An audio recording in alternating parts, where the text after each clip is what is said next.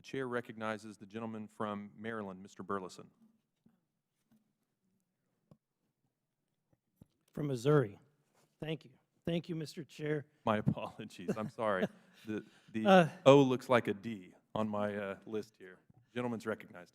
Thank you. I'm very honored to serve on House Oversight Committee this Congress, and I'd like to thank the chair for the hard work that he's been doing on this committee. I look forward to working with each one of my colleagues here in the 118th Congress.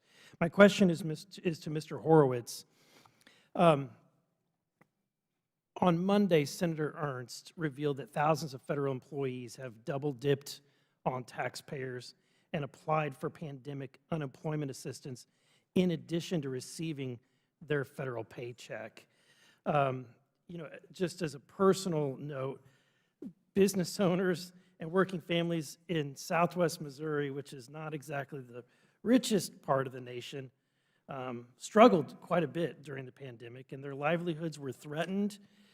And yet federal employees had the comfort of a government paycheck, yet there's evidence that thousands of these federal employees may have falsely claimed that they lost their job. My first question is, how is this even possible? Was there nothing in place to cross-check these employees, or do we just pay out the benefits to whomever it applies?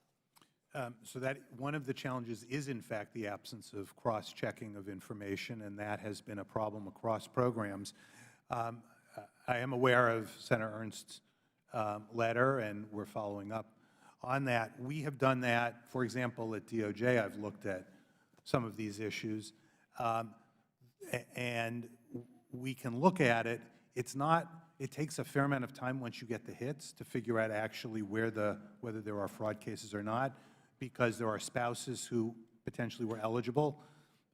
We've identified where there's addresses. It turns out they're apartment buildings, so we then have to figure out who else is in that building, you know, whether that address is a hit or not. So there are things we need to do to make sure we've got the right number ultimately, but it's an important issue, and we're going to follow up on it.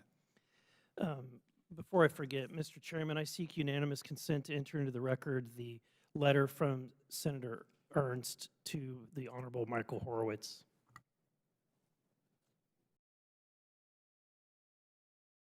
Thank you. The chair recognizes. Sir. Oh, without objection. My apologies. Thank you.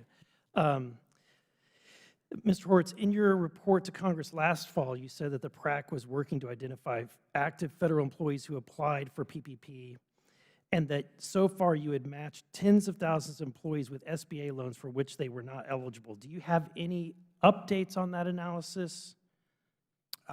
We've matched the numbers, and that's what I was mentioning to you. We are working through, for example, in my office, we do have cases that are moving forward as a result of that, but it has taken a considerable amount of time to get from the large number to the smaller number because of the absence of particularized data. The challenge has been agency data not being sufficient to immediately figure this out. Do you have an estimated, like an ETA, as to when you might have the results? Well, when we find a case, we start investigating it. We're working with our law enforcement partners at that point, and hopefully those cases will end up being prosecuted. And then what actions have we taken, if any, or what actions will be taken? I guess if you could answer both. What has been taken against federal employees who might have applied for unemployment benefits fraudulently, and what actions would be taken? We're going to pursue those cases to the fullest extent possible, including seeking prosecutions, working with our law enforcement partners on it. I can give you an example. We have several on the PPP idle side.